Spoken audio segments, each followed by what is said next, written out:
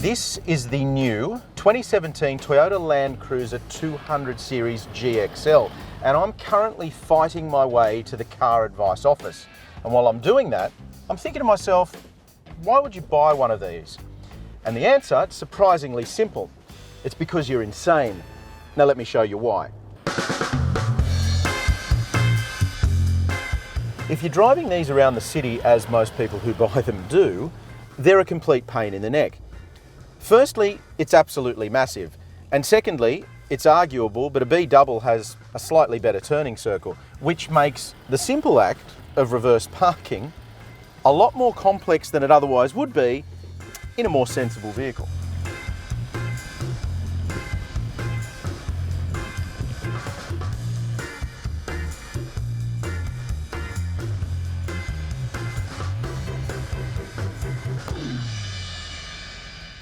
Now, I'm no mathematician, but I reckon it takes about an extra 2 minutes to park this 200 series compared to a normal car. So if you park your vehicle 3 times a day and you extrapolate that out, that means that you're going to waste 40 days over 20 years of ownership.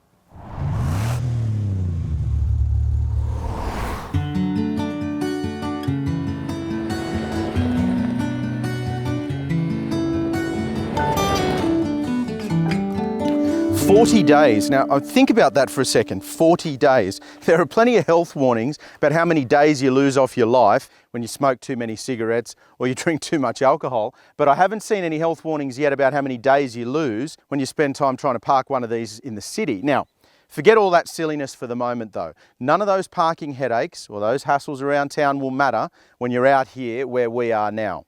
And this, behind me, this is the reason you buy a Toyota LandCruiser, because what I'm about to do, I'm going to drive this 200 series from down here, right the way up to the top of that hill there. You can't see the finish point, and it's almost too steep to walk up this hill, very, very steep. What I'm going to do now is just wander up the top to have a look, see how washed out it is, because I haven't driven it for a while. The LandCruiser's twin-turbo diesel V8 punches out 200 kilowatts and 650 newton meters and is an absolute powerhouse. It's one of the great V8 engines. The key is how easily it generates that power and torque. You also get diff locks, proper low range, an excellent 6-speed automatic gearbox, and heaps of ground clearance. In other words, real off-road capability.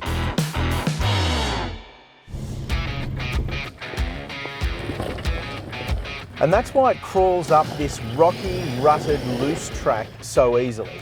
The throttle pedal is incredibly easy to modulate, so it responds nicely to inputs. It's not too sharp, which is really important.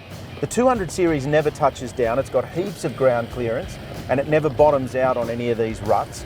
The steering, which seems really doughy and lifeless around town, makes a lot of sense off-road because it responds nicely to inputs as well.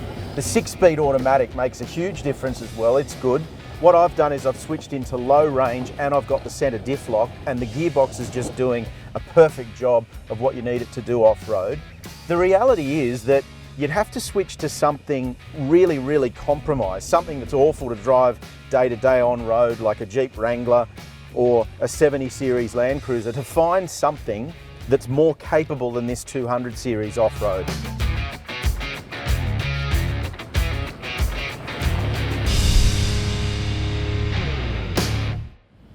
Corrugated dirt roads, they're such joy, so comfortable. You just want them to keep going on. And if any of you have toured around Australia on dirt, you'll know that's why some of them you feel like you need a kidney belt and a mouth guard. The good news though is that the cabin of the 200 series remains composed and quiet, and it soaks up these corrugations really, really effortlessly. So it feels really, really impressive no matter how bad the surface is below the tyres. Now, I have to make the point here, it's not going to feel as comfortable as being chauffeur driven around town in a limousine, but it's about as good as you're going to get off-road.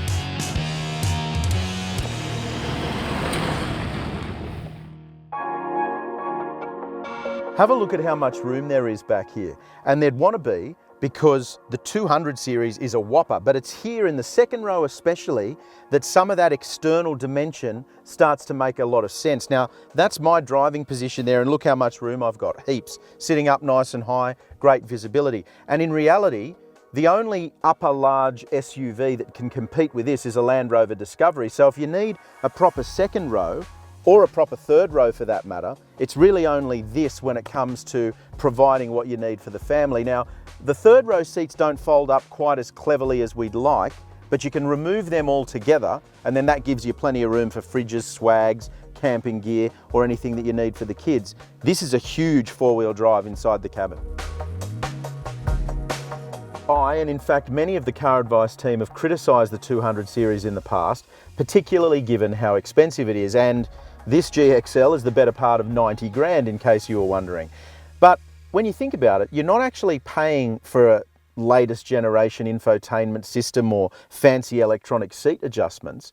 What you're paying for is a bulletproof four-wheel drive system and a V8 turbo diesel engine that will get you out of trouble in remote areas all the time. Plus, you're paying for a nationwide dealer network that means if you need your Land Cruiser serviced in a country town anywhere in Australia, there's likely to be a Toyota dealer there to help you out. And none of the European SUVs can offer that peace of mind. I love these things, always have. And if your budget can stretch far enough, the 200 series is still the ultimate Land Cruiser. In some ways, the engine alone is worth the price of admission, but they are too big, especially around town. Too big and too impractical. And that's probably why you see so many Prados on the road around town now. See this stuff? Dirt. And to off-roaders around Australia, it's like powdered gold. The Land Cruiser legend is forged in the dirt, the rocks and the sand of the most remote parts of our continent. And if you want to get out and explore outback Australia, the real Australia, remote areas where you wouldn't take a normal four-wheel drive and you want to do it in some luxury, there's only one four-wheel drive to choose. This one.